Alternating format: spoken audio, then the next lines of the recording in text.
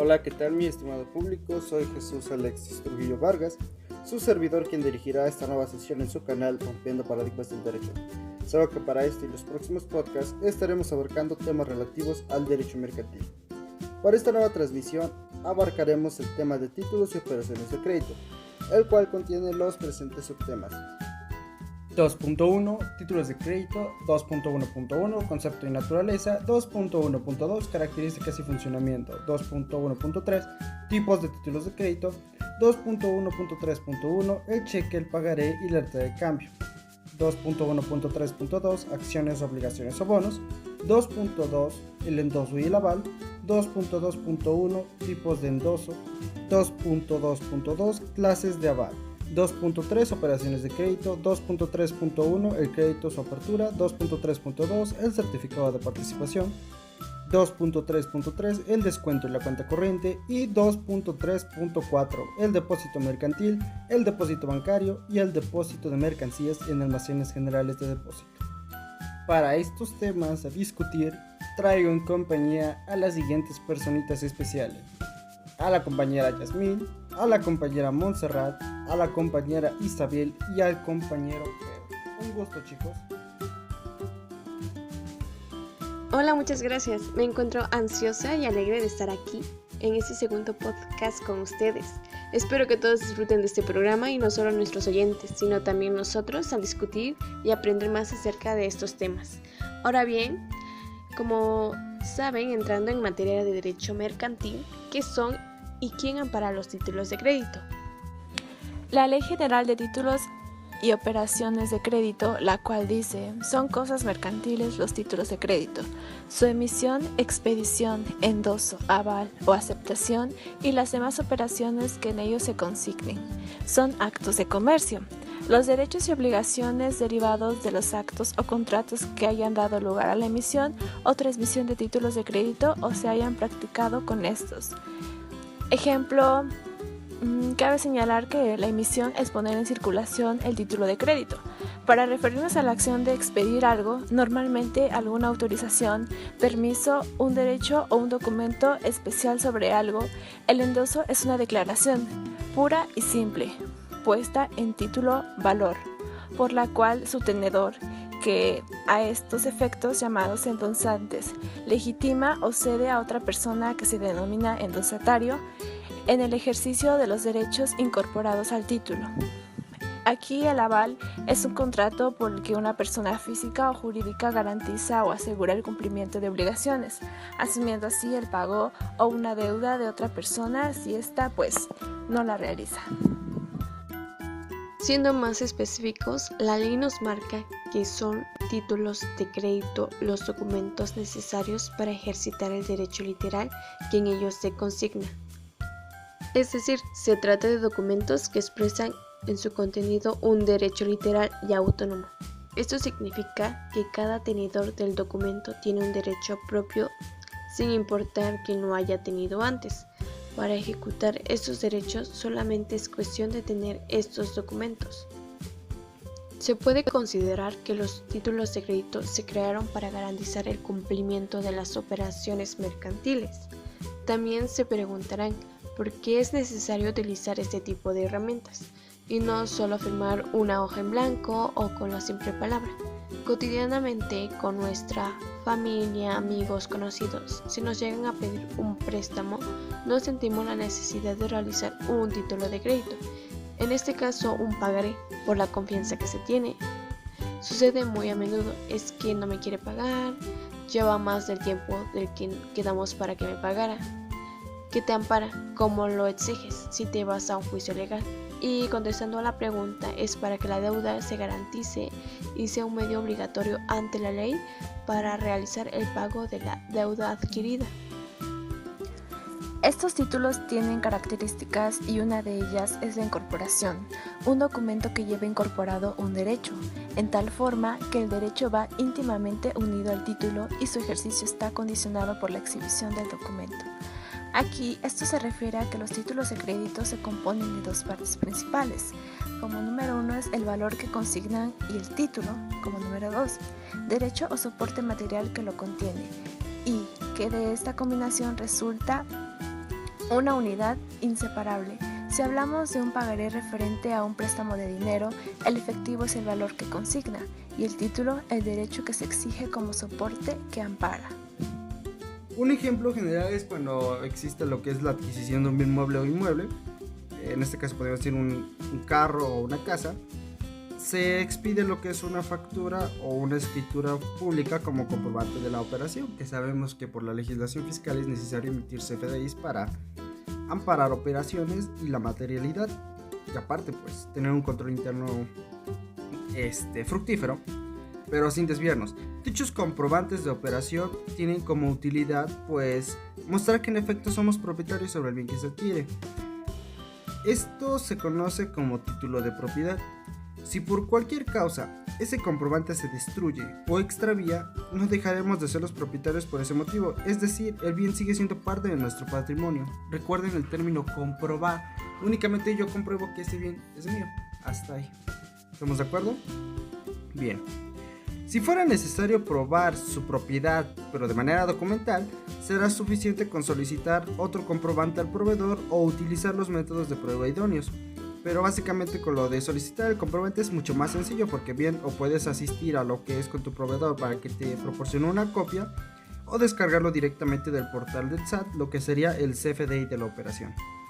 Ahora bien, durante el lapso del robo, olvido o extravío del bien, o mejor dicho de la factura, nadie puede exigir su propiedad a pesar de que se presenten los documentos o comprobantes extraviados, en virtud de que el bien sigue incorporado a nuestro activo y al de nadie más. Dicho de otra forma, hay bienes que no están incorporados a la factura o a la escritura en que consta su adquisición, sino al patrimonio o personalidad del dueño.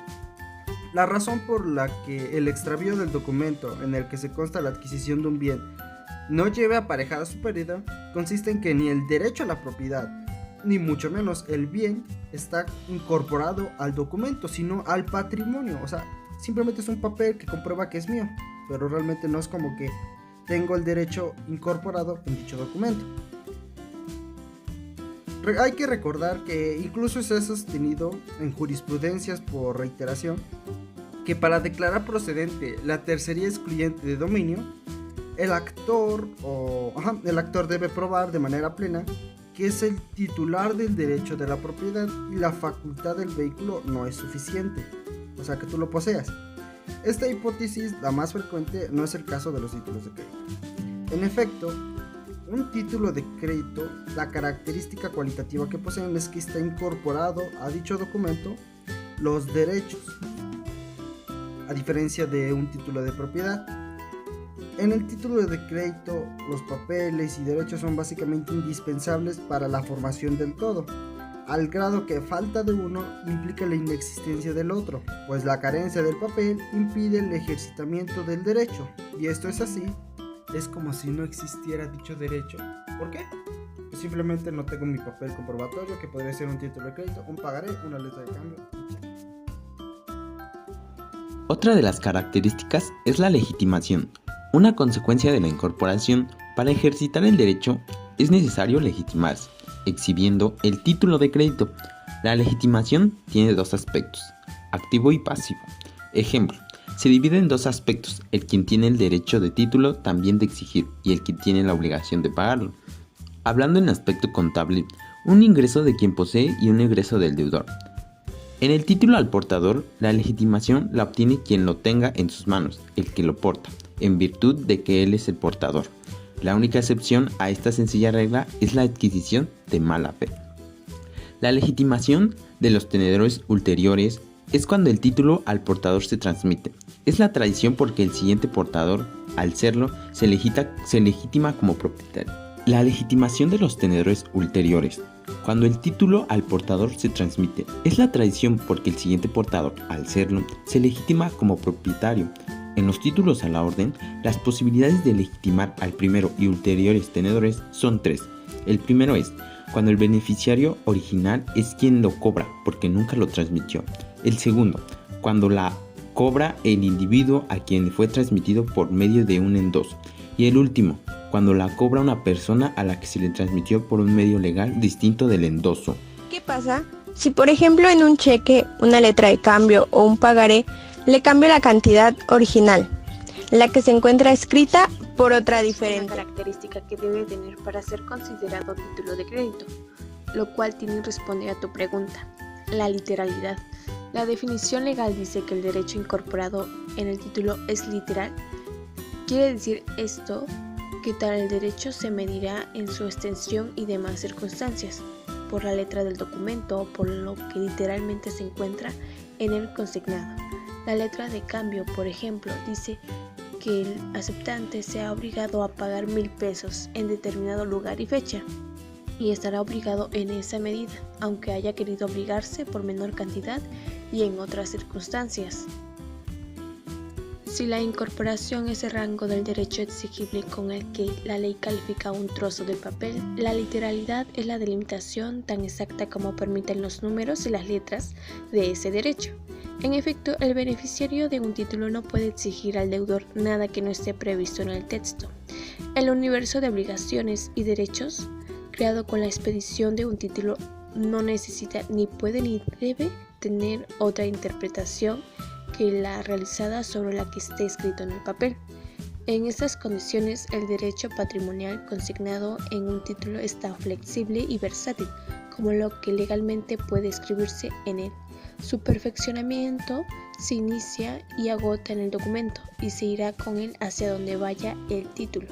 Esta característica de los títulos de crédito le confiere una significación casi sacramental, según la cual los títulos deben decir algo muy concreto en su texto, lo que implica que en el caso contrario no sean títulos de crédito.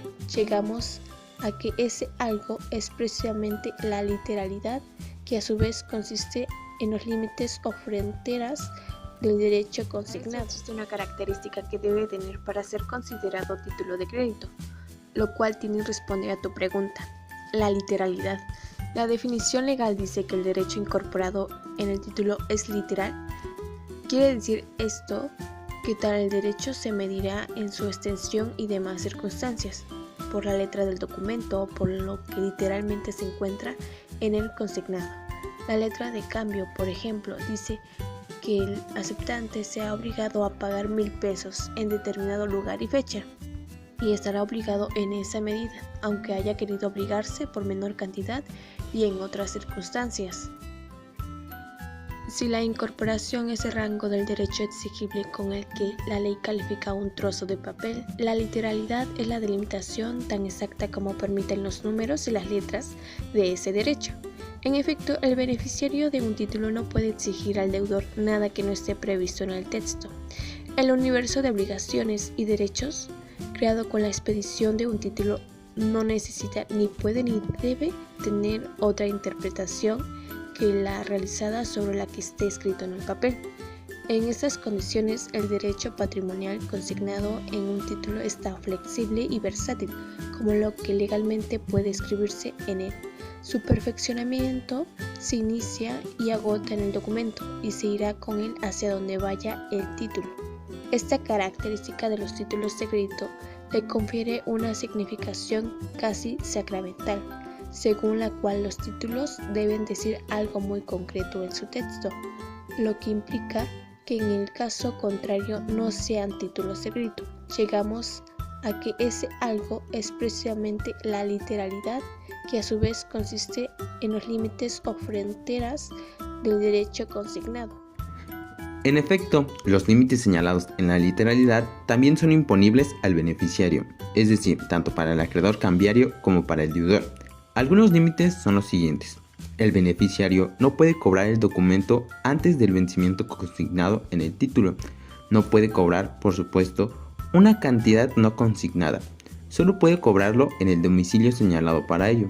Cuando se pague solo parte de la cantidad consignada, retendrá el documento, pero disminuirá textualmente el monto en el tanto pagado, porque no hay más deuda que la que aparece insertada en el texto. Por último, tenemos que la característica de autonomía implica que son independientes de la causa que les dio origen y que para su cobro ejecutivo no es necesario que se exhiba el contrato del que surgieron, sino que esta vía es procedente con solo exhibir el pagaré de que se trate. No es propio decir que el título de crédito sea autónomo, ni que sea autónomo el derecho incorporado en el título. Lo que debe decirse que es autónomo, desde el punto de vista activo, es el derecho que cada titular sucesivo va adquiriendo sobre el título y sobre los derechos en él incorporados. Y la expresión autonomía indica que el derecho del titular es un derecho independiente, en el sentido de que cada persona que va adquiriendo el documento adquiere un derecho propio, distinto del derecho que tenía o podría tener quien le transmitió el título. Puede darse el caso, por ejemplo, de quien transmita el título no sea un poseedor legítimo y por lo tanto no tenga derecho para transmitirlo. Sin embargo, el que adquiera el documento de buena fe adquirirá un derecho que será independiente, autónomo, diverso del derecho que tensa la persona que lo transmitió. La autonomía solo se aplica a partir de que el título entró en circulación, es decir, solo cuando cambió de manos del tomador inicial, porque si no cambió de manos desde la perspectiva del deudor, el título no adquiere autonomía del negocio que lo generó y podrá oponer excepciones personales al acreedor. Entonces, el deudor cambiario puede oponerse a pagar por alguna causa, pero si hablamos de una acción cambiaria personal. Sí, principalmente son tres. La primera es cuando no hay endoso. Si el título no cambió de manos, si el actor es el primer y último tomador, pero existe un incumplimiento del tomador en el negocio que originó el título o el actor le debe otra prestación, entonces el demandado puede oponerse al pago. La segunda, endoso. Cuando por los avatares del comercio el autor obtiene el documento mediante un endoso a su favor y al intentar cobrarlo, este se da cuenta de que él es deudor del demandado. Entonces este puede igualmente oponerse al pago. Y por último está el endoso falseado ideológicamente. La tercera posibilidad es oponer contra el endosatario las excepciones personales que hay en contra del endosante. Si el título se endosó con el único objeto de que, precisamente en virtud de la autonomía, el deudor no pueda oponerse a las excepciones personales que tenga en contra del endosante, sino solo contra el endosatario. En caso de tenerlas, pues endosante y endosatario habrían incurrido en falsedad ideológica con el propósito de obstaculizar la defensa del acreedor. Excelente intercambio de ideas. Procedemos al siguiente tema, que son los tipos de títulos de crédito. Entrando en materia, es muy usual que en la práctica se utilicen ciertos instrumentos para garantizar una orden o promesa de pago a un beneficiario, o bien para demostrar las facultades que se poseen en una empresa para tener participación en su capital social. Es de ahí donde se origina el término títulos de crédito, los cuales estaremos comentando a continuación. En primera instancia, la letra de cambio, un documento bastante obsoleto, pero pues bien. Básicamente la letra de cambio es un título de crédito revestido o constituido por requisitos legales, en virtud del cual una persona llamada girador, quien emite, ordena a otra llamada girado, el suscriptor, que pague a un tercero, que es el beneficiario, una suma determinada de dinero en el tiempo que se indica o a su presentación. Un ejemplo para que no nos quedemos con la duda. Una empresa comercializadora de salchichas de atún vendió 90 toneladas de dicho producto, las cuales exportará a Canadá, pero la persona con la que se consolida el contrato de compra-venta pertenece a la ciudad de Tehuacán. Yo, comercializadora, soy de Tehuacán y mi cliente es de Tehuacán, pero voy a exportar a Canadá. Para la liquidación de la deuda, la empresa comercializadora emitió una letra de cambio, la cual su cliente firmó para asegurar el pago futuro de la deuda. A quien pagará dicha suma de dinero no es a nosotros, a la empresa comercializadora con la que tiene el crédito, sino a nuestro proveedor, que se encuentra en la ciudad de Puebla. O sea, simplemente te vas para ir a pagar a Puebla esa letra de cambio. La figura del girador pues es la empresa comercializadora, el cliente es el girado y el beneficiario el proveedor. Jurídicamente, para que tenga un peso o valor dicha letra de cambio, debe contener las siguientes características. Fracción primera del artículo 76 nos menciona que pues tiene que tener la mención de ser una letra de cambio. La fracción segunda, la expresión del lugar y del día, mes y año en que se suscribe dicho documento. Fracción tercera, la orden incondicional al girado de pagar una suma determinada. Fracción cuarta, el nombre del girador. Fracción quinta, el lugar y la época de pago. Fracción sexta, el nombre de la persona a quien se ha de hacer el pago. Y la fracción séptima, la firma del girador o la persona que suscriba a su ruego o a su nombre. A continuación estarán viendo una imagen, la cual contiene lo que son los requisitos que menciona el artículo 76 de la Ley General de Títulos y Operaciones de Crédito. Cabe destacar que la ley contempla distintos modos de vencimientos de la letra de cambio. Entre ellas encontramos primero a la vista, segundo a cierto tiempo vista, tercero a cierto tiempo fecha y cuarta a día fijo. Pondremos un ejemplo. En caso de vencimiento a la vista, el tenedor de la letra depende, en este caso, el vencimiento de esta, pues la letra a la vista vence en el momento en que su poseedor la presenta para su pago. Cabe destacar que el plazo para la presentación no puede pasar de 6 meses contados desde la fecha de la letra, salvo en caso de que el girador disminuya o aumente el plazo o prohíba la prestación ante una época determinada. A cierto tiempo vista puede ser a un plazo contando desde la vista. En este caso vista significa el acepto. El día del vencimiento será aquel en que se cumpla el plazo fijo contando a partir de la fecha de aceptación. A cierto tiempo fecha. El vencimiento puede ser a un plazo contado desde la fecha. En este caso, la letra vencerá el día que se cumpla el plazo fijado. Por ejemplo, un mes fecha. No se computará el día de libramiento, sino a partir del día siguiente. En el caso de que se trate de meses, esto se computará de fecha a fecha. Por ejemplo, una letra librada el 12 de mayo de 2010 y con un plazo de vencimiento un mes desde la fecha. Tiene como fecha el vencimiento el 2 de junio del 2010. Por último, a día fijo. El vencimiento puede ser expresada a fecha fija, o sea, se determina día, mes y año precisos. Se determinará un día exacto de su vencimiento.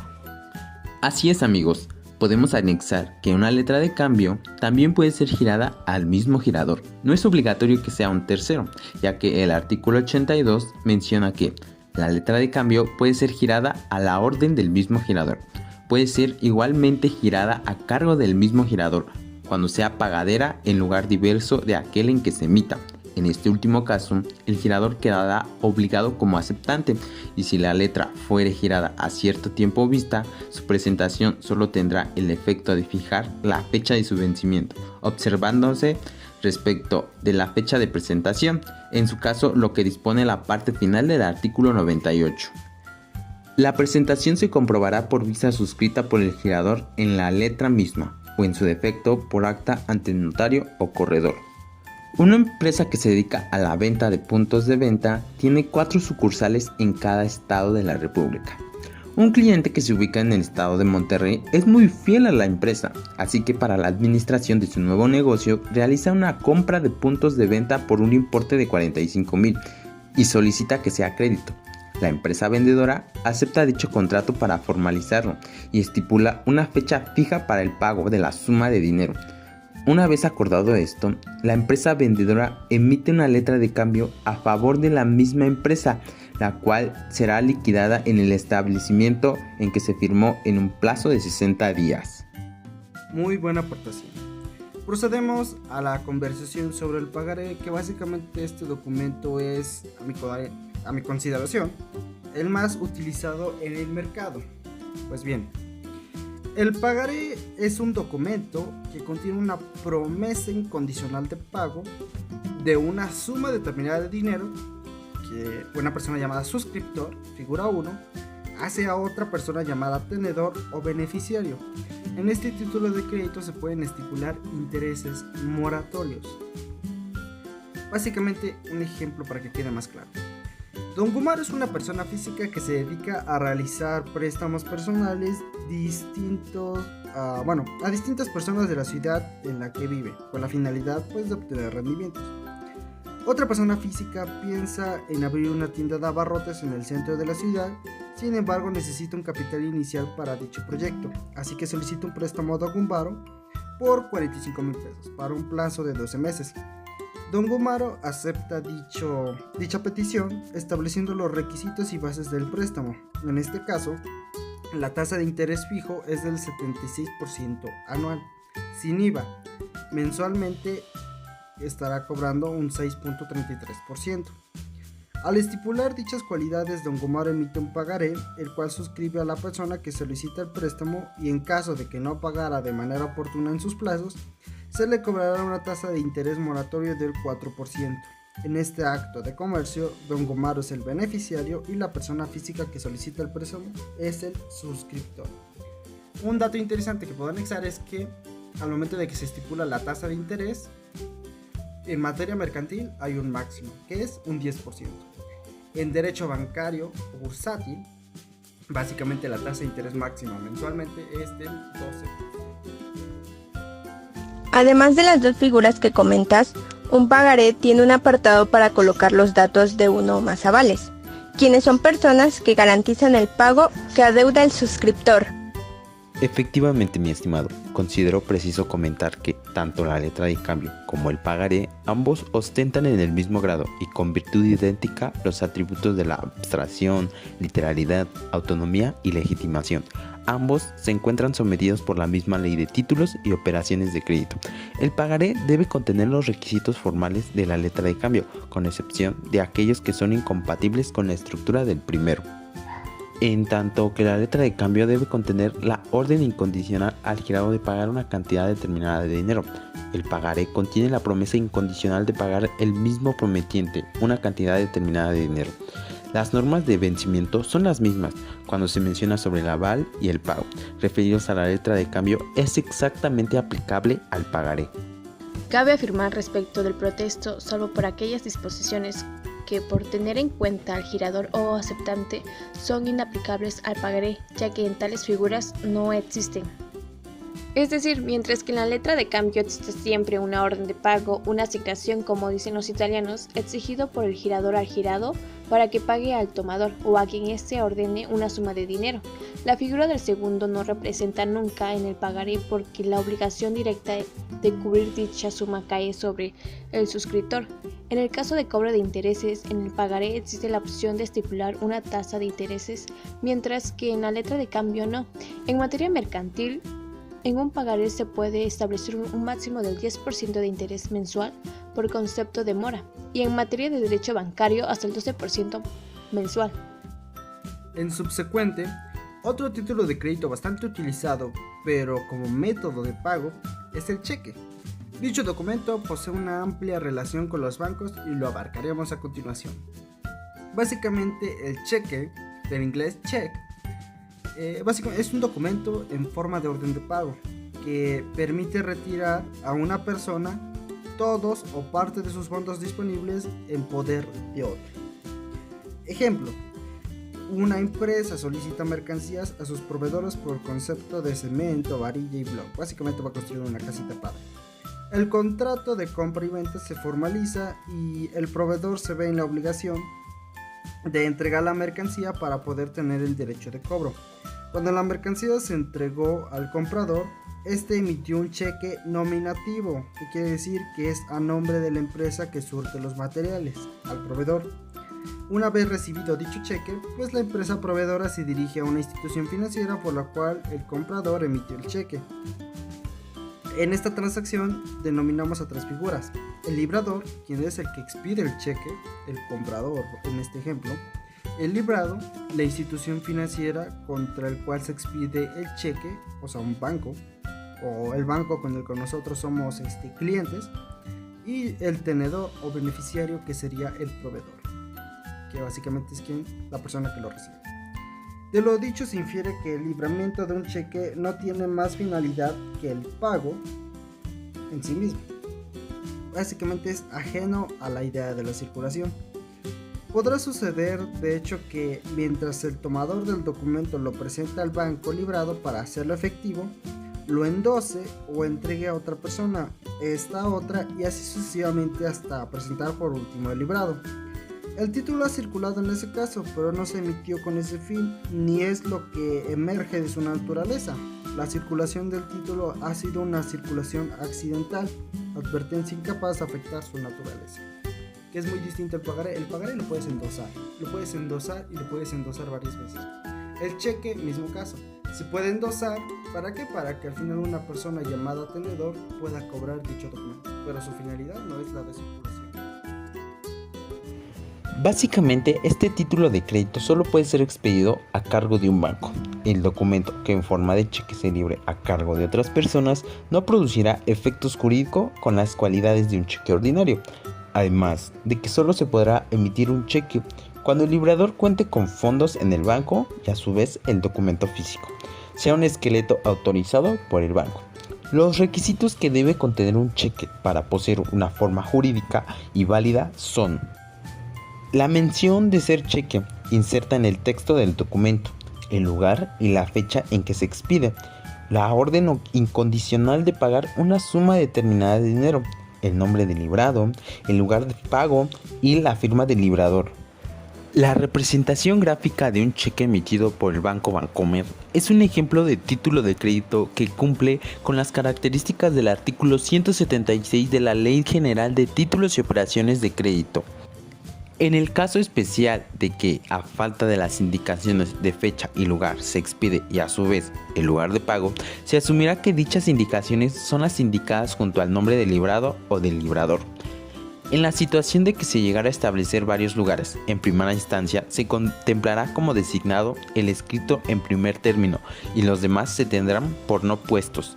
Si bien no hubiera indicación del lugar, se asumirá que el cheque fue expedido en el domicilio del librador y pagadero en el del librado. La ley contempla que siempre será considerado el cheque pagadero a la vista, y es cierto, ya que para poder cobrar la suma de dinero que expresa el cheque es necesario mostrarlo en ventanilla de los bancos con documentación adjunta de comprobación de identidad. El cheque para su realización. Para poder exigir el cumplimiento del derecho de cobro es necesario, además de presentar información que compruebe la entidad de la persona, presentarlo dentro de los 15 días naturales que sigan al de su fecha, si fueron pagaderos en el mismo lugar de su expedición. 2. Dentro de un mes, si fuera expedidos y pagaderos en diversos lugares del territorio nacional. 3. Dentro de los 3 meses, si fueran expedidos en el extranjero y pagaderos en el territorio nacional. Y 4. Dentro de los 3 meses, si fueron expedidos dentro del territorio nacional para ser pagaderos en el extranjero, siempre que no fijen otro plazo las leyes del lugar de presentación.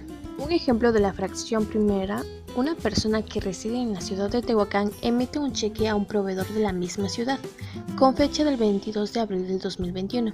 El proveedor tendrá un plazo de 15 días naturales para su cobro, no importa si son hábiles o inhábiles, teniendo como fecha máxima el día 7 de mayo de 2021. En la fracción segunda, una persona que reside en el estado de Puebla emite un cheque a un proveedor del estado de Monterrey con fecha del 22 de abril de 2021. El proveedor tendrá un plazo de un mes para su cobro, teniendo como fecha máxima el día 22 de mayo del 2021. De la fracción tercera, una persona que reside en Oxford, Estados Unidos, compra mercancías a un proveedor del Estado de México. La forma de pago es mediante cheque y el cliente lo emite con la fecha del 22 de abril del 2021. El proveedor, para poder cobrarlo, debe presentarlo a más tardar la fecha del 22 de julio del 2021. En el caso de la cuarta fracción es casi lo mismo que la fracción tercera. Lo cambian los roles. El emisor del cheque ya no es extranjero, sino nacional, y quien cobra el cheque es extranjero. El plazo es el mismo, salvo que no fijen otro plazo las leyes del lugar de presentación, que en este caso sería un banco extranjero. Es interesante destacar que aunque el cheque no haya sido presentado o protestado en tiempo, el librador debe pagarlo mientras tenga fondos del librador suficientes para ello, y en caso de que muera o exista una incapacidad superveniente, el banco no exige de pagar el cheque que se presente a la vista siempre y cuando se tenga fondos suficientes del librador para ello. Aquí podemos asumir que en este artículo ya es algo viejito, debido a que gracias a la tecnología el pago de una deuda que se encuentra a una enorme distancia simplemente se puede liquidar con una transferencia. SPAY. Muy bien, compañeros. La ley menciona distintas formas en que se puede tener un cheque y dichas formas las comentaremos. tenemos lo que es el cheque al portador, que básicamente nos indica que es un cheque en el cual no se especifica el beneficiario, sino que se cobrará por la persona que lo posea. Un ejemplo es que una empresa emite un cheque, el cual debe indicar en la leyenda de la persona beneficiaria al portador, y ese es el cheque al portador. Cheque nominativo o a la orden son aquellos en que se indica un beneficiario que pueda cobrarlo, es decir, se extiende a la orden de esta persona. En su caso, solo este beneficiario puede hacer el primer endoso a favor de otra persona o empresa para ceder sus derechos. El cheque de caja es aquel expedido por una institución de crédito para que sea pagada en sus propias sucursales o filiadas. Por ejemplo, el cliente entrega al banco la cantidad de dinero por la que expedirá el cheque y este será pagadero en esa misma institución, o en su caso, podrá depositarse en una cuenta del beneficiario. Deben ser expedidos a nombre de una persona denominada, no al portador, y no son negociables, que significa que no pueden cederse sus derechos mediante un endoso. El cheque certificado, que básicamente en algunas ocasiones el beneficiario de un cheque necesita estar totalmente seguro de que este documento cuente con los fondos suficientes para ser pagado por el banco, obviamente para evitar lo que es el rebote de cheques y pagar una cantidad bastante agresiva de dinero por esa infracción, por lo cual se solicita al librador, quien a su vez requerirá al banco certifique la existencia de esos fondos. Ejemplo, esto significa que el banco retira el importe señalado en el cheque de la cuenta de la persona que lo expide, sellándolo y firmándolo como prueba de garantía de que el documento contará con los fondos suficientes cuando el beneficiario lo presente para su cobro en el plazo establecido. Con este tipo de cheques se asegura la existencia de recursos para el pago del documento, aun cuando posteriormente la cuenta pudiera quedar sin fondos, ya que el titular de esta no podrá disponer de ese dinero. El cheque cruzado es un cheque nominativo, pero tiene la característica de la persona que lo expide o quien lo posee le traza dos rectas paralelas en dirección diagonal por el anverso. La finalidad de este cruce es que el cheque no pueda ser cobrado en efectivo, sino que solo se puede abonar su importe en una cuenta del banco mediante depósito, o sea que tienes que sacar una tarjeta de débito a fuerzas. Estos cheques pueden cruzarse de dos formas, que es la manera general, donde se trazan dos líneas paralelas sin determinar el banco donde se hará el cobro del cheque, y el especial, cuando dentro de las líneas se anota el nombre del banco elegido para depositar el cheque. Tenemos el cheque al viajero, que son aquellos que expide un banco o una institución bancaria u otras agencias autorizadas como Visa, Mastercard, Amex, para que sea pagado por su establecimiento principal y por sus sucursales o corresponsales en las que se tenga en la República Mexicana, inclusive en el extranjero. El cheque para abono de cuenta, que es aquel que obligatoriamente debe ser depositado a la cuenta del beneficiario. El cheque de ventanilla. Para la expedición de estos tipos de cheques, pues es necesario que quien lo solicite tenga una cuenta con recursos depositados en ese banco y que cuente con los fondos suficientes de la misma para cubrir el monto del documento con el que se ampara o el valor nominal del cheque. Por ejemplo, una institución bancaria emite este cheque, aunque el cliente carezca de una chequera personal, que solamente podrá ser cobrado por el interesado el mismo día en que lo haya solicitado y dentro de la misma sucursal en donde fue emitido. Generalmente este tipo de cheques son emitidos cuando el cliente requiere con urgencia de disposición de dinero en efectivo y ha olvidado la chequera o la tarjeta de débito. Increíble aporte, colegas. Estamos enriqueciendo el tema para nuestro estimado público. Ahora, ¿qué nos pueden comentar relativo a las acciones y a las obligaciones? Hablaremos un poco acerca del tema acciones, obligaciones y bonos. Para comenzar, les hablaré acerca de lo que son las acciones de las sociedades mercantiles. Las acciones de las sociedades mercantiles, estas acciones, además de dar derecho a tomar parte en la administración de la sociedad y a retirar las utilidades, representan regularmente una parte del capital que debe ser restituido al tenedor de la acción al disolverse la sociedad. Aquí pondremos un ejemplo. Las acciones que son el título de crédito en análisis se ubican dentro de los personales, ya que otorgan a su legítimo poseedor la facultad de ser considerado miembro de una sociedad, el cual nos permite tomar decisiones o derechos corporativos, como pueden ser el derecho a formar parte del quórum en las asambleas, a votar, aquí tendremos el poder de manifestarnos voluntariamente mediante el voto, que él se confiere con la acción, y tener participación económica o derechos patrimoniales como bien recibir utilidades que ya sea de alguna empresa o bien de un patrimonio ya sea heredado o propio. De hecho, así es, las acciones desempeñan una función económica importante en las sociedades llamadas de capital, ya sea en el caso de las sociedades anónimas o en la de comandita por acciones. El capital está representado por estos documentos, a los que se les denomina acciones, constituyendo una pieza fundamental en la existencia de estos tipos sociales. Por otra parte, la sociedad anónima es la que existe bajo una denominación y se compone exclusivamente de socios, cuya obligación se limita al pago de sus acciones. Sociedad en comandita por acciones es la que se compone de uno o varios socios comanditados que responden de manera subsidiaria, ilimitada y solidariamente de las obligaciones sociales, y de uno o varios comendatarios que únicamente están obligados al pago de sus acciones. De hecho, se me viene a la mente el típico negocio local de comida a domicilio o restaurante que en esta pandemia ha sido una idea sumamente exitosa.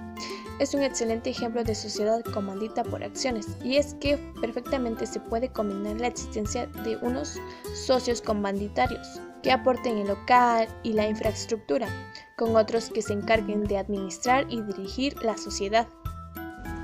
En estos tiempos, poca atención se les ha dado a las obligaciones mercantiles, principalmente porque las instituciones del derecho mercantil han sido poco reguladas, dejando un amplio margen a la figura de la supletoridad.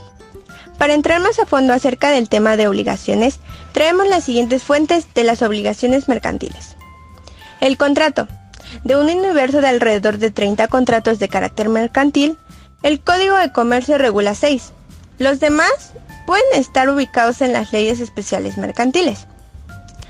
Los convenios y contratos mercantiles que se celebren por correspondencia, telégrafo o mediante el uso de medios electrónicos, ópticos o de cualquier otra tecnología, quedarán perfeccionados desde que se reciba la aceptación de la propuesta o las condiciones con que ésta fue modificada. Por ejemplo, la importancia de lo anterior es la actualización de la norma a los medios tecnológicos y a las tendencias en el derecho comercial internacional.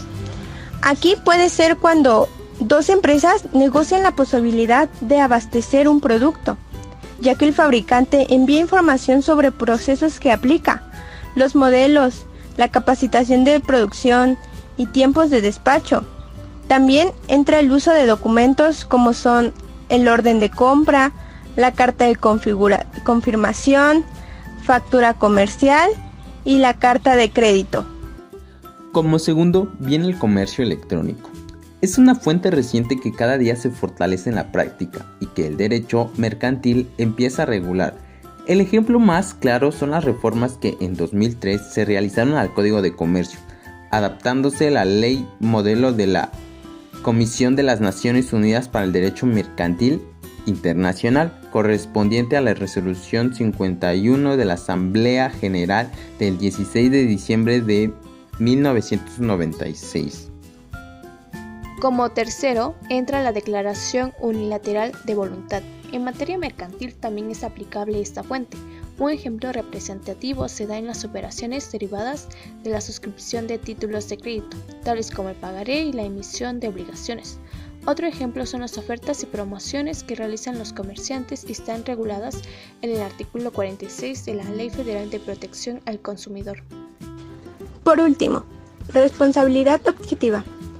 También es aplicable esta fuente de derecho, ya que Víctor M. Castrillón considera que se patentiza en el supuesto del transporte, cuando ocurre un siniestro ocasionado por un empleado de la empresa transportista, la cual, en tal evento, deberá indemnizar a la víctima.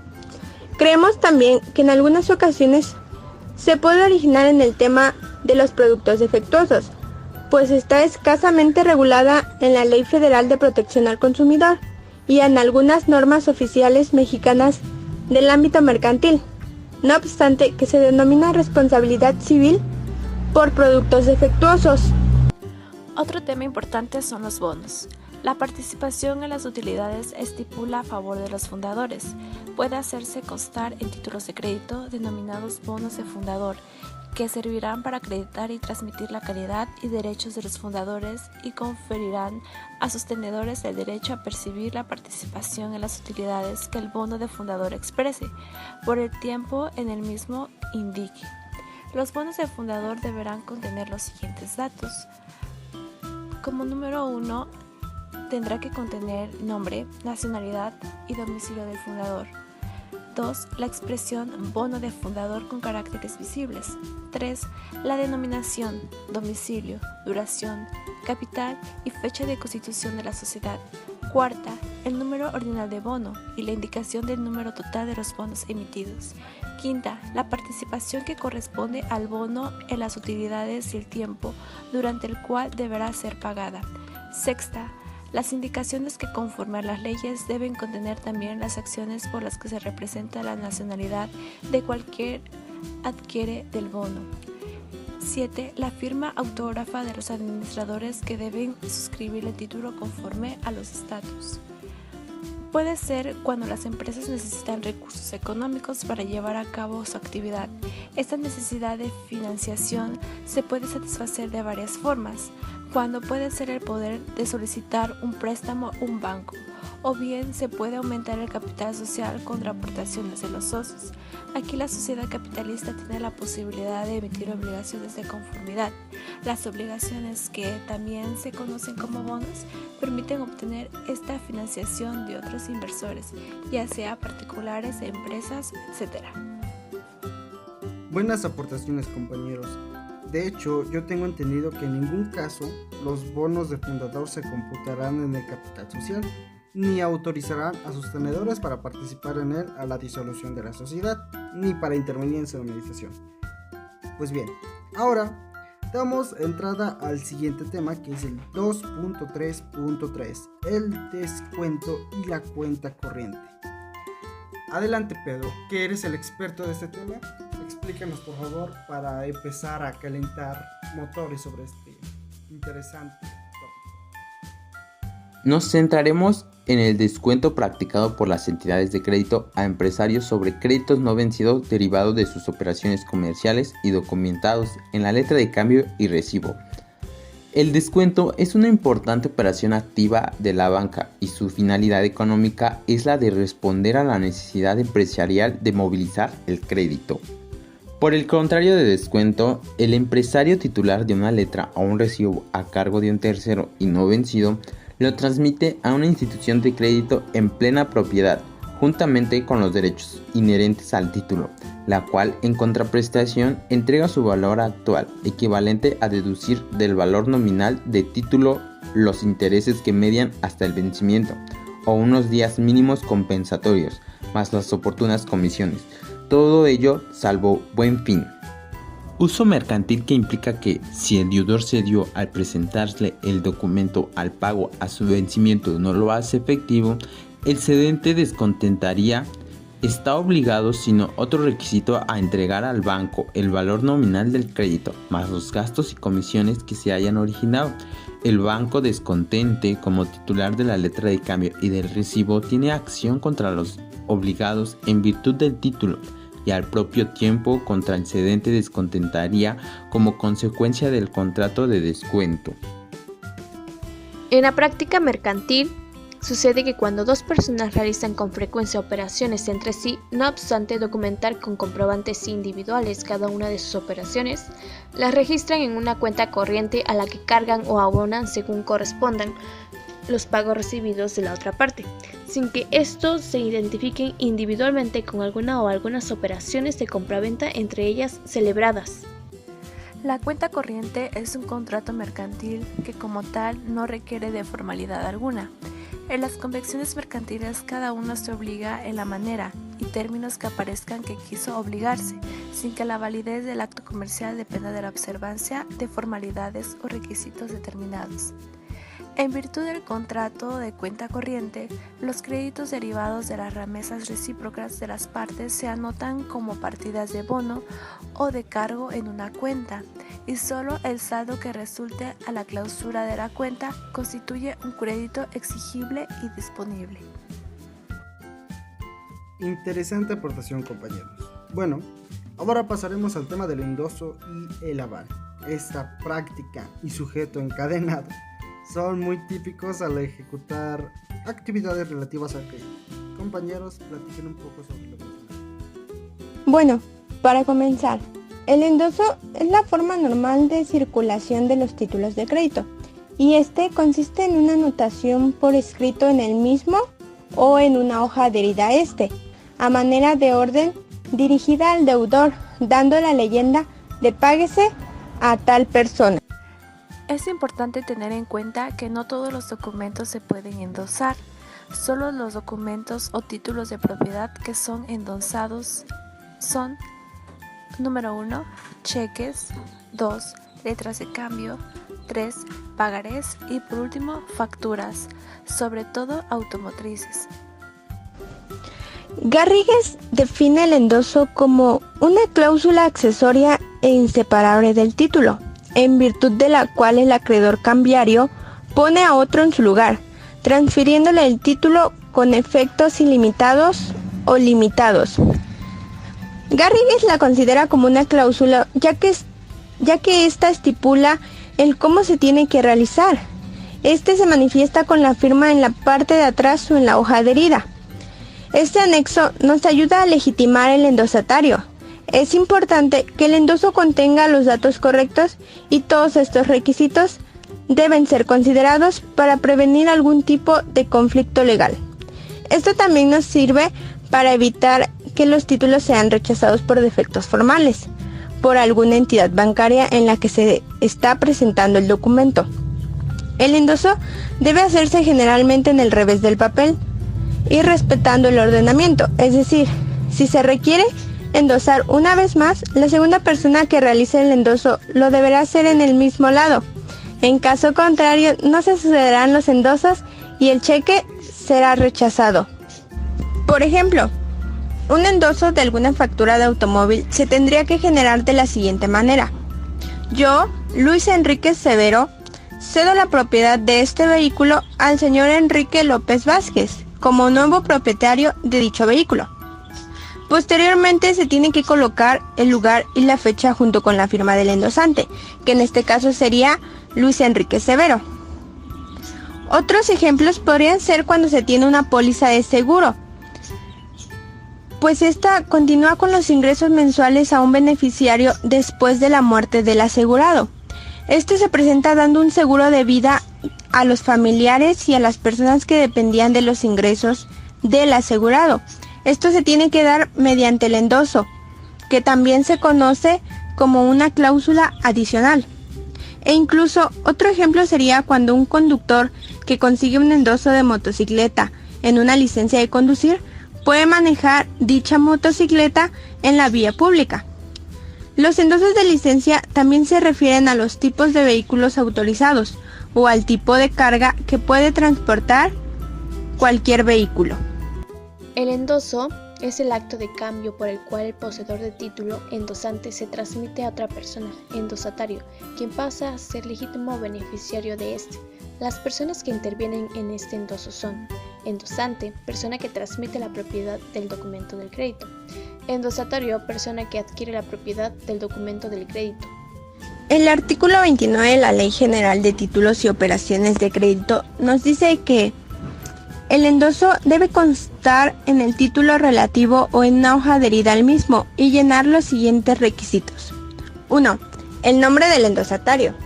2. La firma del endosante. 3. La clase del endoso. Y 4. El lugar y la fecha. Por ejemplo, se desea endosar el pagaré o un cheque, por lo que es necesario que en la parte de atrás o en la hoja adherida se coloquen los datos ya antes mencionados, y estos quedarían así: páguese a la orden de Claudia Aguirre González, valor en propiedad, Hermosillo, Sonora, a 30 de septiembre del 2016, firma Alejandro Ledesma Sada. En ocasiones, la falta de alguno de estos requisitos en el endoso es suplida mediante presunciones legales. Así, cuando se omite el nombre del endosatario, nos encontraremos frente a un supuesto endoso en blanco, que es el que se hace con la sola firma del endosante. En este caso, cualquier tenedor podrá llenar el endoso en blanco con su nombre, llenarlo con el nombre de un tercero y también transmitir el título sin llenar el endoso. También es importante mencionar que en el artículo 33 de la Ley General de Títulos y Operaciones de Crédito nos establece 3 tipos de endosos: endoso en propiedad, en procuración y en garantía. El artículo 34 se refiere al endoso en propiedad y nos dice: el endoso en propiedad transfiere la propiedad del título y todos los derechos a él inherentes. El endoso en propiedad no obligará solidariamente al endosante, sino en los casos en que la ley establezca la solidaridad. Cuando la ley establezca la responsabilidad solidaria de los endosantes, estos pueden liberarse de ella mediante la cláusula sin mi responsabilidad o alguna equivalente. Por ejemplo, si se desea realizar un endoso, es necesario que todos los de este tipo indiquen la clase de endoso, y sería: páguese en propiedad a la orden del señor Joaquín López Pérez el valor que avala este documento. Ciudad de México, DF, a 9 de enero del 2013. Firma del endosante. Este tipo de endoso adquiere la propiedad del documento y la titulación de los derechos incorporados. Además, para ser considerado debe hacerse antes del vencimiento del título. Debe estar correctamente rellenado, sin ningún daño físico y con los datos completos, ya que aunque se realice correctamente el endoso, si el título está incorrecto, este no será válido. Este endoso es uno de los más utilizados, pues consiste en vender o ceder todos los derechos que avala el documento para que la otra persona disponga de dicho documento y poder así cobrarlo en el momento correspondiente, ya que el endoso posteriormente al vencimiento del título producirá los efectos de cesión ordinaria, pues el endosante garantiza la aceptación y el pago. Además, es una de las formas que se puede utilizar para conseguir fondos empresariales con los pasivos por cobrar. El artículo 35 de la Ley General de Títulos y Operaciones de Crédito nos explica que el endoso que contenga las cláusulas en procuración, al cobro u otro equivalente no transfiere dicha propiedad, pero da facultad al endosatario para presentar el documento a la aceptación, para cobrarlo judicialmente o extrajudicialmente, para endosarlo en procuración y para protestarlo en su caso. El endosatario tendrá todos los derechos y obligaciones de un mandatario. El mandato contenido en el endoso no termina con la muerte o incapacidad del endosante, y su revocación no surte efectos respecto de terceros, sino desde que el endoso se cancela conforme al artículo 41.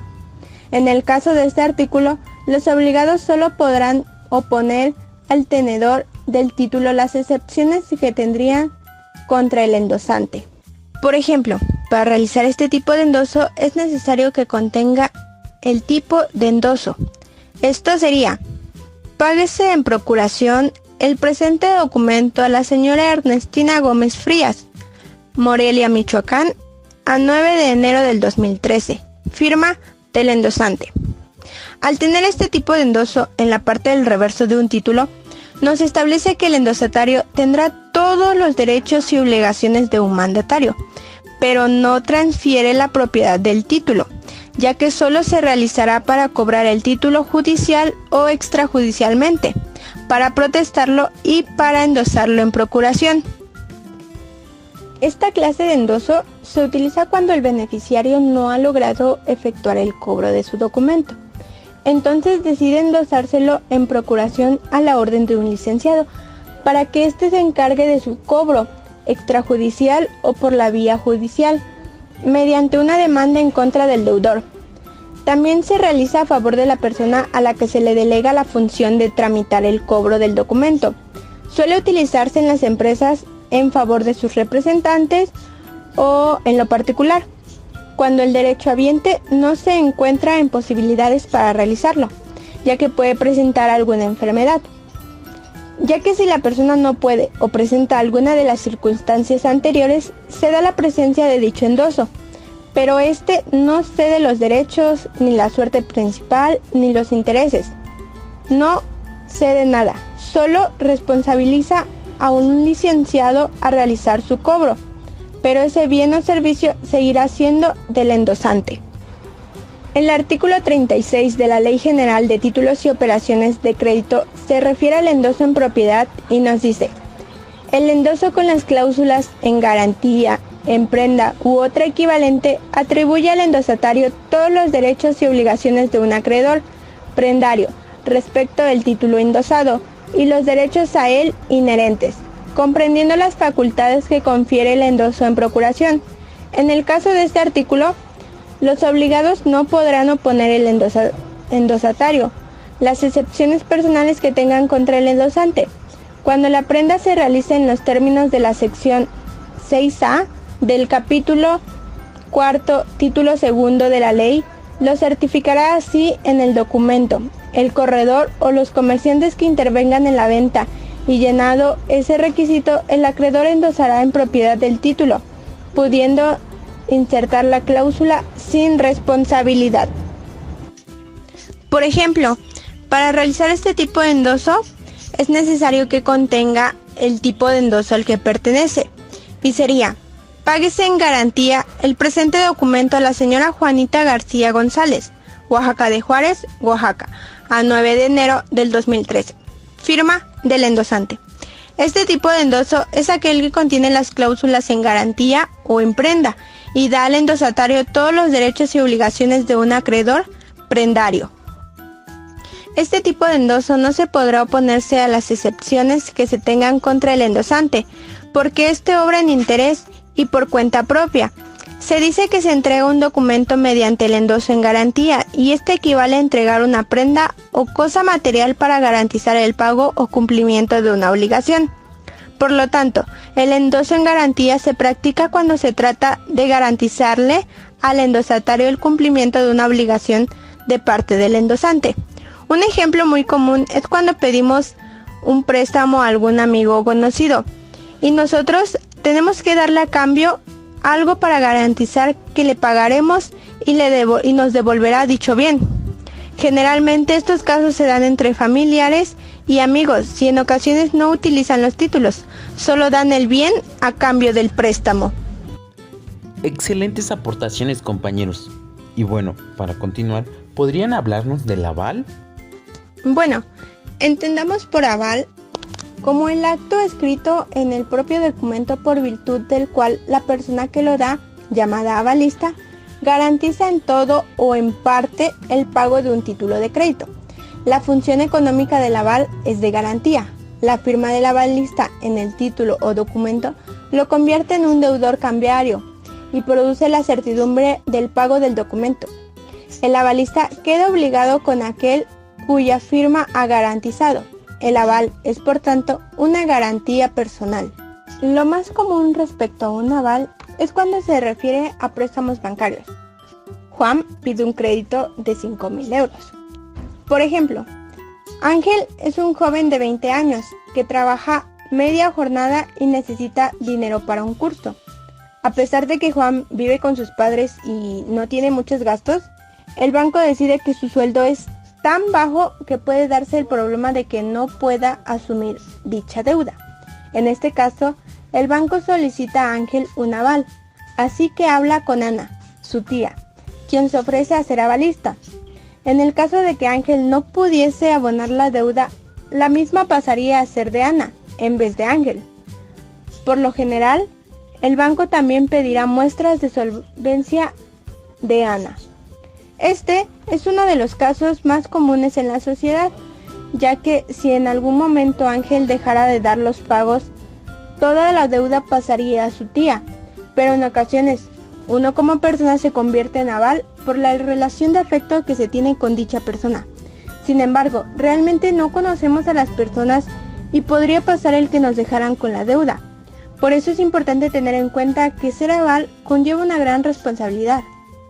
El acreedor, en caso de incumplimiento del deudor, principal podrá requerir el pago tanto al deudor principal como al avalista, sin orden de preferencia, o sea que puede ir por el avalista o por el deudor principal en cualquier momento. Y estos responden con sus bienes presentes y futuros hasta cubrir las cantidades debidas.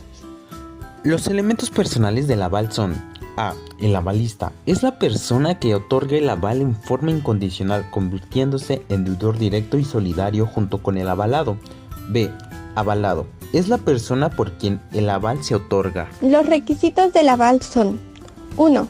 La expresión por aval. Este es un requisito no esencial, pero puede sustituirse por otras expresiones similares. 2. El nombre del avalado. Es importante que el avalista se cerciore del nombre del avalado, esto es, de la persona por quien lo da. Si no se estableciera, se entendería que garantiza las obligaciones del obligado directo, o en caso de una letra de cambio, del girador.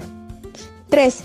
Cantidad por la que se avala. Es importante precisar la cantidad, ya que de no hacerlo, se entiende que garantiza el importe total de todo el título.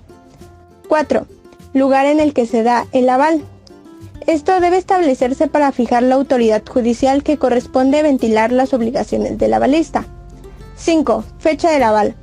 Aunque no es muy indispensable, se aconseja su anotación para determinar el momento en el que se otorgó el ser aval. 6. Firma del avalista. Es uno de los requisitos esenciales, ya que su ausencia nulifica el aval. Lo importante es verificar que sean personas capaces de ser avalistas. De hecho, algo importante que debes saber respecto a los avales es que si, por ejemplo, en un pagaré no se mencione por quién se avala, se entendería que es por el suscriptor y, en el cheque, por el librador. Debe entenderse también que la sola firma puesta en un título de crédito, cuando no se puede establecer su significado, se entenderá es por aval, como se puede derivar del artículo 112 de la Ley General de Títulos y Operaciones de Crédito.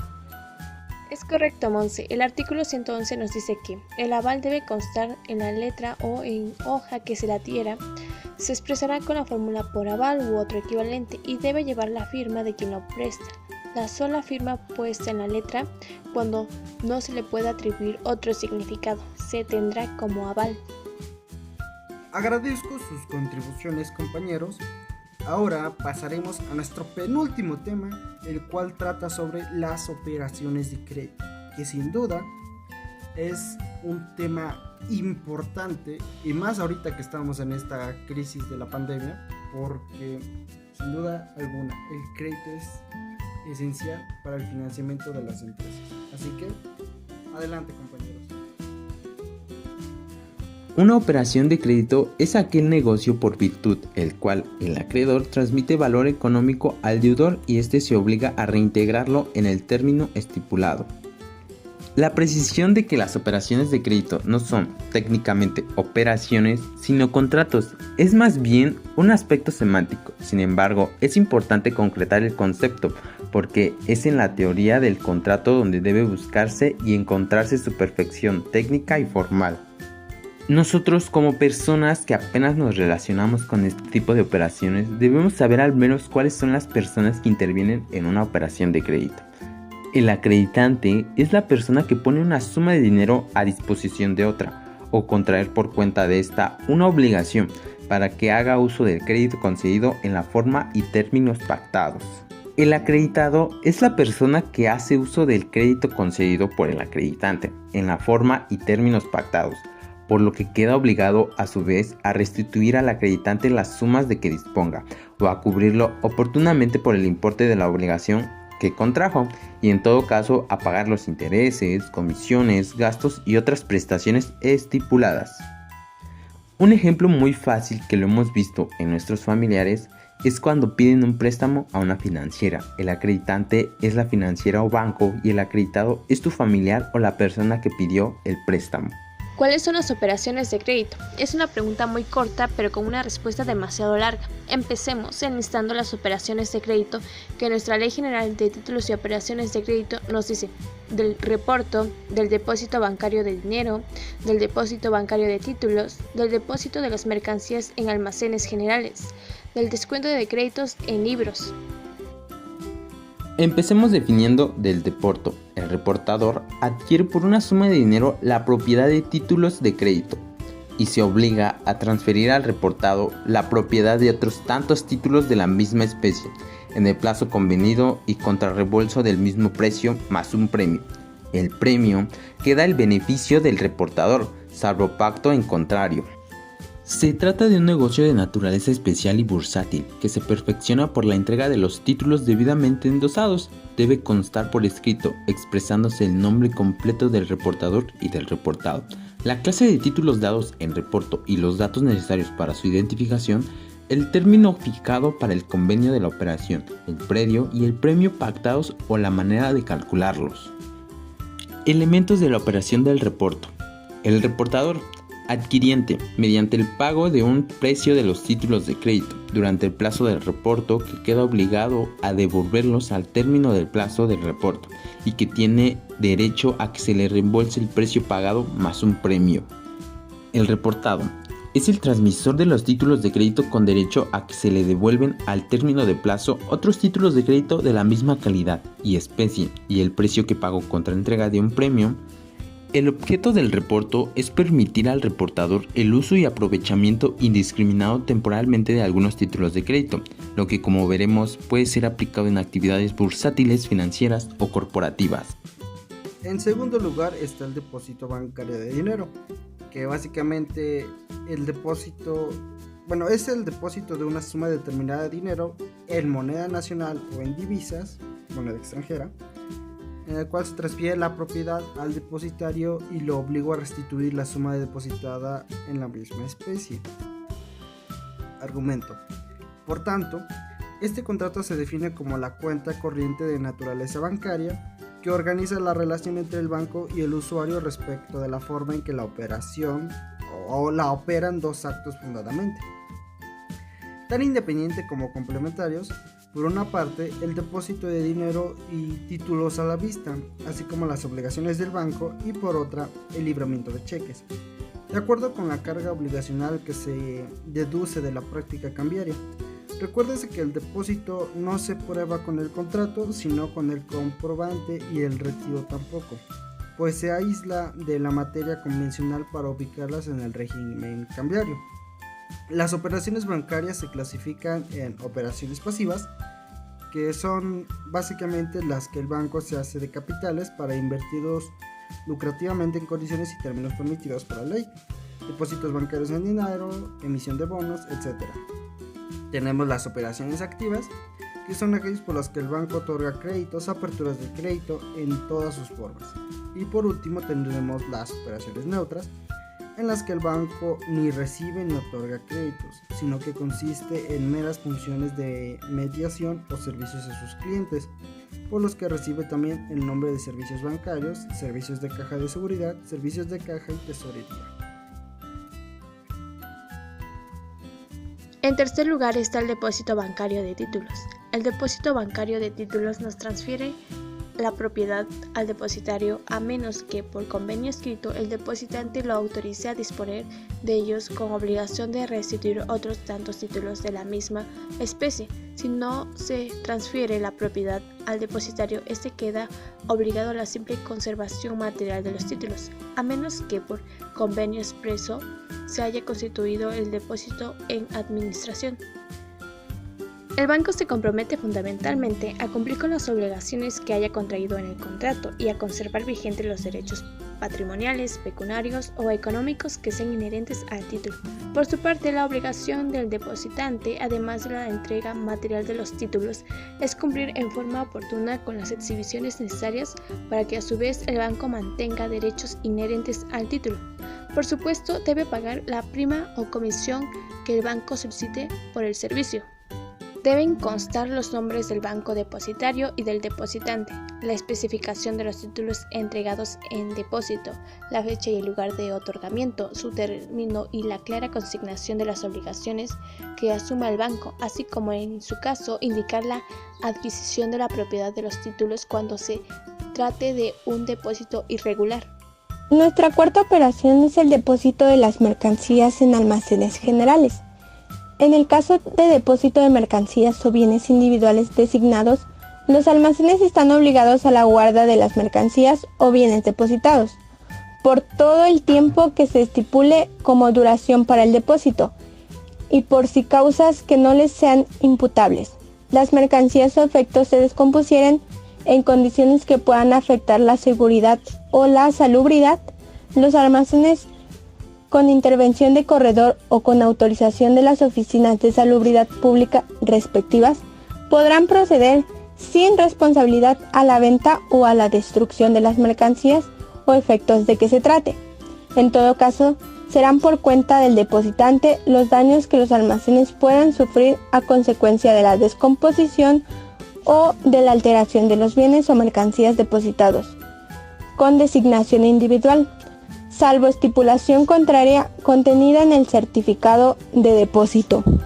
Por ejemplo, el cliente del almacén deposita sus mercancías en dicho almacén y este a su vez expide un certificado de depósito y en su caso un bono de prenda, los que acreditan la propiedad del bien y la disponibilidad que tendrá el título depositante sobre el bien. Es importante señalar que la función del almacén es la guarda o conserva, manejar, controlar y distribuir o comercializar los bienes y mercancías que se encuentran bajo su custodia o que se encuentren en tránsito, amparados por certificados de depósito, así como certificar la calidad y evaluar los bienes y mercancías. Como última operación es el descuento en libros de crédito. Los créditos abiertos en los libros de comerciantes podrían ser objeto de descuento, aun cuando no estén amparados por títulos de crédito suscritos por el deudor, siempre que se reúnan las siguientes condiciones: que los créditos sean exigibles a término o previo aviso fijos, que el deudor haya manifestado por escrito su conformidad con la existencia del crédito, que el contrato de descuento se haga constar en póliza a la cual se adicionarán las notas o relaciones que expresen los créditos descontados, con mención del nombre y domicilio de los deudores, del importe de los créditos, del tipo de interés pactado y de los términos y condiciones de pago. Sabemos que todo comerciante está obligado a llevar cuenta y razón de sus operaciones y características en un libro maestro que se denomina mayor o de concentración, en el que debe anotar como un mínimo una vez al mes los nombres o las designaciones de las cuentas de su contabilidad, su saldo final del periodo de registro inmediato anterior, el total de los movimientos de cargo o crédito a cada cuenta en el periodo y su saldo final. El comerciante debe registrar todos sus movimientos, entre ellos el más importante es desde luego el dinero que le deben, es decir, sus créditos. Si se registra una deuda no documentada a favor del comerciante en un título de crédito, el crédito puede ser objeto de descuento por un banco, como si fuera un título de crédito, esto es en la modalidad de descuento que acabamos de estudiar.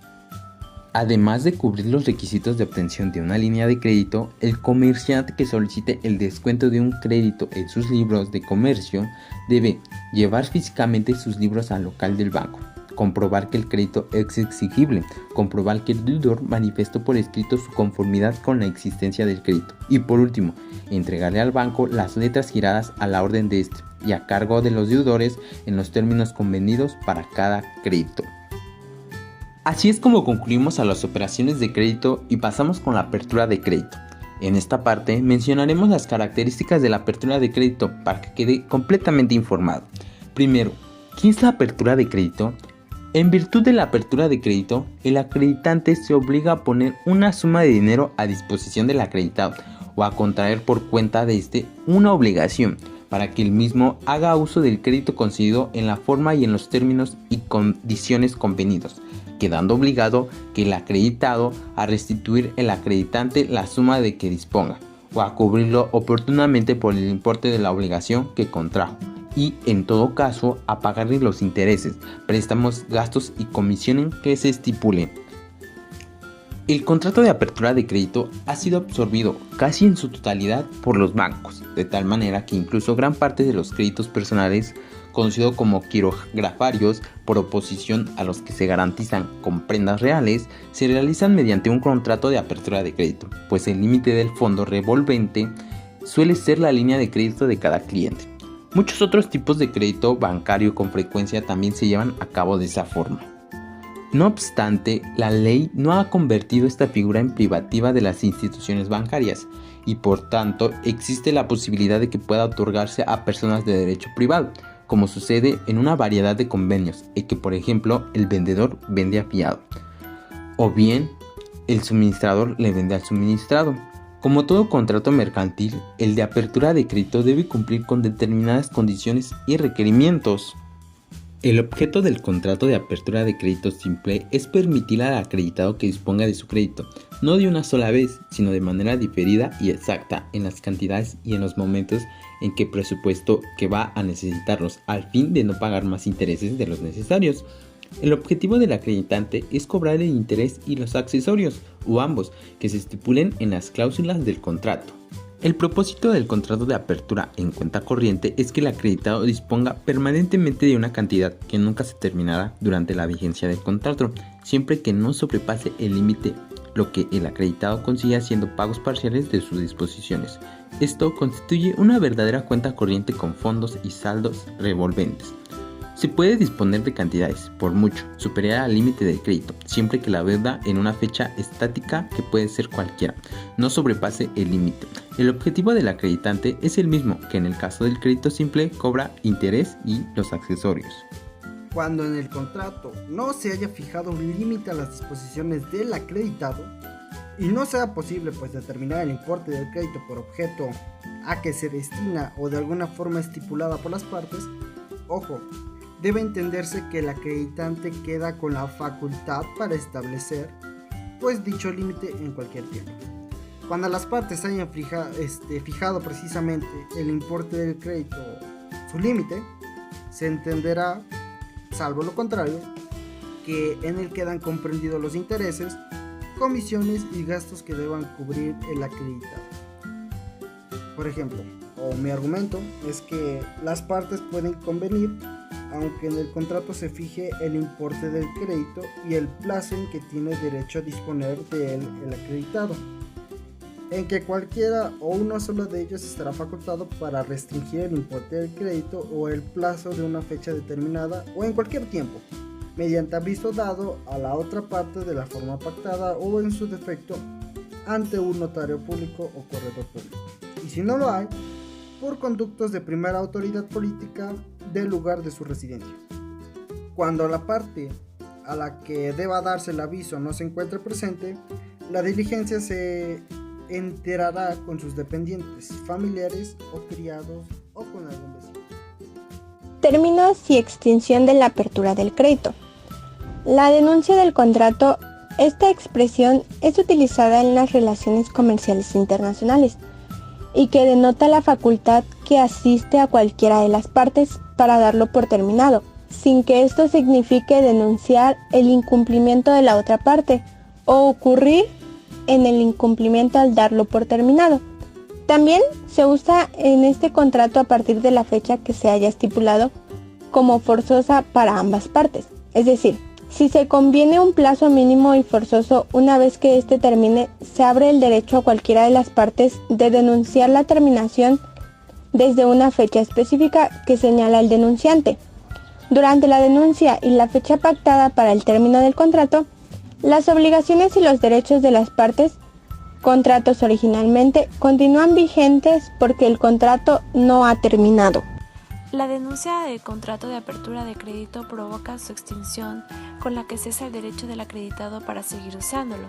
Asimismo, con la denuncia se actualiza la obligación del acreditado de restituir la suma que haya utilizado, pero no es la única forma de convertir en exigible esa obligación, porque según el artículo 300 de la Ley General de Títulos y Obligaciones, cuando las partes no fijan un plazo a fin de devolver las sumas de que pueda disponer el acreditado, se entenderá como que la restitución debe hacerse al expirar el término señalado para el uso del crédito o, en su defecto, en el mes siguiente a la extinción de este último.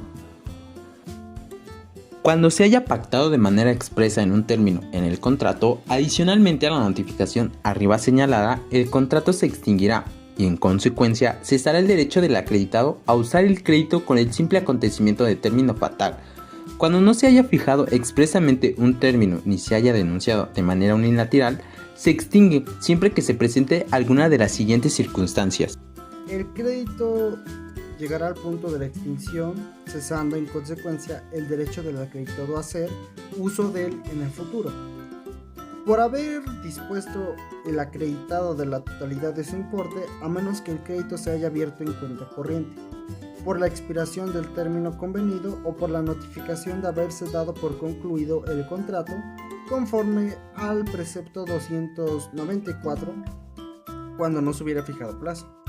Otro es por la denuncia de que el contrato se haga en los términos citados del artículo, por la falta o disminución de las garantías pactadas a cargo del acreditado, ocurridas con posterioridad al contrato, a menos que el acreditado suplemente o sustituya debidamente la garantía en término convenido al efecto, y por hallarse cualquiera de las partes en estado de suspensión de pagos, la liquidación judicial o de quiebra, por la muerte, interdicción, inhabilitación o ausencia del acreditado, o por disolución de la sociedad a cuyo favor se hubiera concedido el crédito. Me encantó mi último comentario.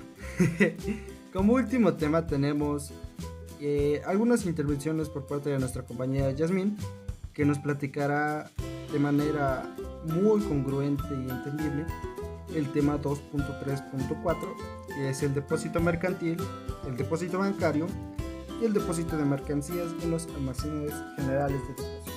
Adelante, Yasmín. Depósito mercantil. El depósito es mercantil, son las cosas depositadas, son los objetos de comercios, o si se hace consecuencia de una operación mercantil. Ya hemos visto cómo almacenes generales de depósito desempeñan su función de organizaciones auxiliares de crédito. Por una parte reciben el depósito de las mercancías que generalmente son objeto de las transacciones comerciales, y por otra parte expiden certificados de depósito y los bonos de prenda, títulos con los que se facilita la operación del crédito sobre las mercancías. Aquí puede entrar este ejemplo. Puede ser la empresa Almagrario, que fue creada mediante escritura pública 0010 del 5 de enero de 1965, bajo el nombre de Almacenes Generales de Depósito de Creditario, y el Instituto Nacional de Abastecimiento, Sociedad Anónima Inagrario, por un periodo inicial de 50 años. La sociedad fue creada por iniciativa de la Caja de Crédito Agrario, Industrial y Minero y el Instituto Nacional de Abastecimiento, INA, con el objeto fundamental de ejercer la custodia, la conservación, la vigilancia, el manejo y recibo y distribución exclusivo de productos y frutos agrícolas, la limpieza y preparación de dichos frutos y productos, de expedición de certificados de depósito de mercancías y bonos de prenda sobre dichos productos. Al momento de su creación, la participación estatal en el capital social era del 99.9%, representada el 50.10% en cabeza de la Caja de Crédito Agrario, Industrial y Minero, en cabeza del Instituto Nacional del Abastecimiento.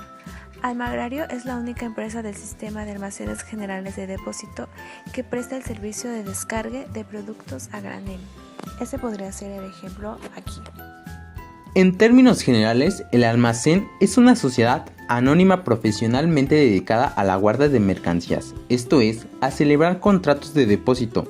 Estos depósitos suelen ser de dos clases: de depósito de mercancías individualmente designadas y de depósito de mercancías genéricamente designadas. Por otro lado, se habla del depósito bancario. El depósito de dinero dentro de la clasificación general de las operaciones activas, pasivas y neutras es la operación pasiva por excelencia. Es mediante este contrato que los bancos logran obtener la mayoría de los recursos monetarios que posteriormente colocarán en sus clientes bajo todas las formas contractuales que se agrupan dentro de las operaciones activas. Los bancos no pueden realizar su actividad con capital propio únicamente. Es por ello que la actividad bancaria se transforma en un negocio con el dinero ajeno. Como ejemplos de depósito, tenemos el depósito a plazo fijo y el depósito a la vista. En el primero, el cliente deposita el dinero en la entidad bancaria y una vez pasado el plazo establecido, la entidad le devuelve al cliente el dinero que depositó más unos intereses. Esta modalidad de depósito no permite al cliente sacar o retirar su dinero hasta que se acabe el plazo, aunque si bien es cierto que en algunos contratos se suele contemplar excepciones para poderlo sacar antes, provocando penalizaciones.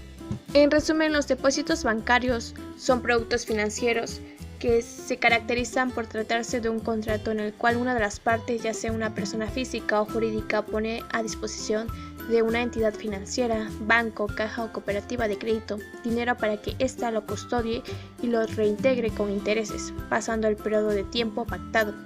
Con este tipo de inversiones, el usuario decide cuánto dinero quiere invertir y el plazo de tiempo en el que quiere hacerlo. Tras ese periodo, la entidad le devuelve el importe que ha aportado, además de la cantidad que ha generado los intereses que se aplican sobre él. La manera de recibir dinero obtenido con la inversión puede ser cada 3 o 6 meses, o bien cuando el plazo finaliza. Increíble aportación a todos ustedes, colegas. A continuación daremos las conclusiones sobre los temas abordados en este podcast. Recuerden que debemos incluir alguna vivencia y la importancia o recomendaciones que darían sobre estos títulos de crédito, todos los temas abordados, para que nuestro público lo pueda aplicar en su vida cotidiana y obviamente ser de los mejores. Adelante, muchachos. Considero que el crédito es un medio por el cual las sociedades empresariales no concluyen tan rápidamente, ya que tienen más herramientas y posibilidades de continuar. Se podría considerar un progreso. ¿Por qué un progreso? No solo las grandes empresas pueden obtenerlo, sino cualquier ciudadano, y ayuda mucho a los emprendedores, los cuales ayudan al crecimiento económico del país. Y respecto a los títulos, ¿por qué tanta controversia? ¿Por qué tanta información sobre esos títulos de crédito? Es para respaldar al tenedor, pero más allá de eso considero algo sumamente importante, y eso lo mencionamos en el podcast anterior, sobre los datos que nos solicitan los títulos de crédito. Por ejemplo, el nombre. Supongamos que nos encontramos en una situación legal donde el deudor se niega a pagar. Al observar dicho documento, su nombre está mal escrito, diferente a como tiene en su acta de nacimiento. ¿Qué sucede en este caso? Legalmente él no existe. Se puede deslindar de la obligación, pero existen los famosos avales, los cuales se les exigirá cubrir la deuda e incluso puede ejercer acción legal en contra de este. Recalco mucho la importancia del llenado de datos, al mismo tiempo el tener cuidado, porque como se mencionó en la literalidad, si el documento menciona a pagar cierta cantidad, será tal cual porque el mismo documento así lo dice. Pero si no era la cantidad pactada y se aumentó o alteró el documento, se tiene que seguir cumpliendo la literalidad. Por ese tipo de detalles y más, existe la ley de títulos y operaciones de crédito. Yo considero estos documentos complementarios, de gran utilidad, accesibles, pero ya viéndolo más a fondo y los inconvenientes que puede tener, independientemente yo pensaría 2 veces en ser aval. Ustedes no. Y esto fue todo de mi parte. Con el objetivo de siempre, espero que esta información sea de gran utilidad. Retroalimentarse no está de más. Gracias. Los títulos y operaciones de crédito sin duda son base fundamental para el ejercitamiento del derecho de cobro o pago derivado de los actos de comercio relativos a la confianza. Sin embargo, hace falta una reforma que actualice los preceptos que rigen a dichos instrumentos, que simplemente no se mantienen a la vanguardia de las prácticas que emergen del mercado. Me ha pasado que cuando emito un pagaré por concepto de préstamo de dinero, rellenaba tal cual los renglones que me especificaban, pero no contemplaba la limitante de los intereses. Normalmente cuando un préstamo era mayor a 4,000 pesos y en un plazo de un semestre, estipulaba como interés el 12% por mora, ya que tenía que recuperar parte del valor del dinero a través del tiempo en caso de que no se liquidara la cantidad a tiempo. Posterior a un análisis y consulta a un experto en derecho, se concluye que cometía el delito de usura, que básicamente es una figura que representa el aprovechamiento excesivo de lucro ante una persona inexperta mediante intereses o ventajas económicas desproporcionadas. En lo del pagaré yo les comentaba que en materia mercantil se puede estipular una tasa de interés del 10% mensual máxima. En derecho bancario y bursátil un 12% máximo mensual. Como lo es, ahora se concluye que cometía el delito de usura al igual que tenía errores que podrían dejar sin efectos jurídicos a mi pagaré, como lo son las manchas, el deterioro por no guardarlo correctamente y hacer préstamos mayores a 3 años. Estos títulos de crédito en la práctica contable se conocen como instrumentos financieros, clasificados en instrumentos de cobro, pago, deuda o capital. Para que surja un instrumento financiero debe existir un contrato donde el acuerdo de voluntades cree, modifica o transfiere derechos y obligaciones entre las partes. Esto acorde a lo que menciona el Código Civil Federal en su artículo 1796. En las empresas es muy común que posean estos documentos en un departamento denominado crédito y cobranza, que básicamente es una comisión de personas que intentan cobrar las deudas derivadas de contratos relativos a actos de comercio que no son liquidados en su momento, sino a través de un crédito. Es muy importante destacar que el crédito es una herramienta fundamental para el financiamiento externo de las empresas físicas o morales, ya que existirán momentos en cuanto al capital que no sea suficiente para poder iniciar y conllevar un negocio equilibrado. En matemáticas financieras es muy usual la recomendación del crédito para el financiamiento de proyectos que generen una óptima rentabilidad de las operaciones de proyectos. Porque si ponemos de ejemplo que una persona que posee un capital inicial no le es suficiente para consolidar su proyecto de empresa y decide por ahorrar en unos años para juntar básicamente su vaquita considerable para invertir, en el tiempo que se tarde esos ahorros no habrán servido, ya que el valor del dinero cambia a medida del tiempo. Lo que vale hoy no valdrá lo mismo el día, año o década siguiente. Es así que expertos recomiendan el crédito para el impulso de la economía en el país y el desarrollo equilibrado de las empresas. En conclusión, podemos decir que en todo acto de comercio existe la posibilidad de usar títulos y operaciones de crédito, los cuales ayudarán a los comerciantes o clientes en la transmisión de bienes que ayuden a hacer más fácil algunas transacciones. Además, también es importante tener en cuenta que todos estos títulos tienen ciertas características, las cuales son evidentes y los conforman para su legalidad. Además, cada uno de estos títulos de crédito, a pesar de que su función es similar, cuentan con características específicas tanto para su expedición como para su cobro. En la vida cotidiana es común que si una persona desea obtener un determinado bien o servicio, lo haga no solo mediante el plazo de su precio en ese instante, sino que aplace el pago para otro tiempo, comprometiéndose a hacerlo posteriormente, por no tener en el momento los recursos necesarios. Respecto a este, es común que se necesite un aval o por así convenir a sus intereses. De darse esta situación, dicha persona está obteniendo lo que comúnmente conocemos como crédito, y todo esto se da gracias a los documentos que conocemos como títulos de crédito: pagaré, cheque y letra de cambio. Los títulos de crédito nos presentan ventajas como, por ejemplo, en un pagaré se ejerce el derecho de cobro por un monto, en una fecha y deudor determinado, y estos son utilizados en la vida cotidiana como para respaldar operaciones de compra-venta y para préstamos. Además, también facilita el ejercicio legal porque se ejecuta el cobro a través de un juicio ejecutivo mercantil. En un cheque, las ventajas son de que sin tu firma el cheque no tiene validez. De igual manera, te da mayor protección y seguridad de no cargar contigo dinero en efectivo. Además, ayuda a llevar un mejor control de los gastos respecto a las empresas. Y la letra de cambio es una forma más fácil de pagar tus deudas sin que te cobren intereses. Por lo tanto, es un sistema útil de cobrar al deudor. Igualmente, nos ofrece en la ejecución de actos de comercio asegurar que el pago existirá de una forma u otra, y eso agiliza todo. También nos garantiza el cumplimiento de las obligaciones de los deudores. Además, el endoso se define como un instrumento de circulación de los títulos. Además, ayuda a modificar la estructura económica, fortaleciendo la función económica y jurídica. Algo importante que aprendí es que antes de rellenar los documentos se deben tomar en cuenta ciertos aspectos, como que si dejamos espacio se puede llegar a modificar las cantidades. Asimismo, no se deben de utilizar abreviaturas a excepción de los datos del deudor, ya que estos deben de estar igual a como se presenta en su identificación.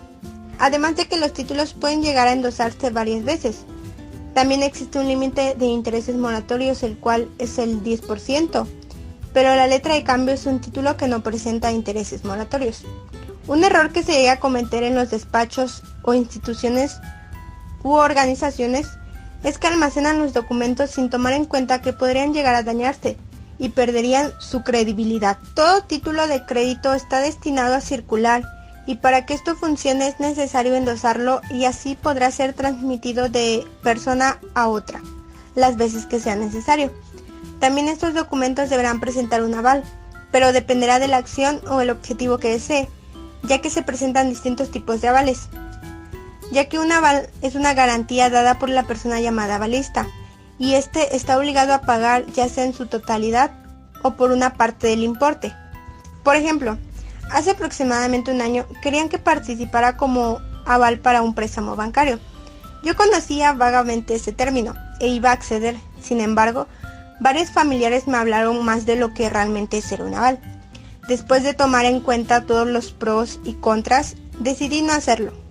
Tiempo después me enteré que ese grupo se dividió y muchos no pagaron, y ahora la persona que había quedado de aval tuvo que pagar la deuda. De esto aprendí que ser parte de un título es una gran responsabilidad, y no por ser personas que quizás conocemos podríamos aceptar, porque si en algún momento llegara a fallar algo, todo lo que como persona has conseguido se puede ir por culpa de una persona que no cumplió. En conclusión, cabe mencionar que el título de crédito nace en el momento en que se ha redactado y su suscriptor original lo pone en movimiento y lo entrega a su beneficiario. Entonces, hay una relación personal entre el creador del título y su primer adquiriente, situación jurídica que se va a repetir cada vez que pasa de una mano a otra el título. Es como si se repitiera el acto creativo del título. Hay una relación personal, es como si el negocio causal volviera a repetirse y el instrumento de pago es el título de crédito, nada más que el título valor seguirá siendo abstracto, autónomo e independiente de la causa que le dio origen el primer día, y solamente lo que va a sustituir son las relaciones personales. Por eso, lo que va a proceder son las excepciones personales y no las excepciones causales. Por lo tanto, el título de crédito tendrá plena validez y será efectivo contra cualquiera de los obligados con las excepciones personales que puedan oponerse. Los títulos de crédito son figuras jurídicas que, desde su surgimiento, han sido el medio más utilizado nacional e internacionalmente para representar, movilizar y garantizar las transacciones comerciales. Es de gran importancia el conocer y saber usar los títulos de crédito, ya que son muy útiles para la vida en general. Nos facilitan mucho las cosas dentro del derecho mercantil en lo que respecta a rapidez y, como ya se expuso, protegen nuestros bienes de alguna forma al comprarlos o venderlos, pero principalmente su importancia radica en que ayudan a proteger nuestros derechos y deberes con los bienes materiales.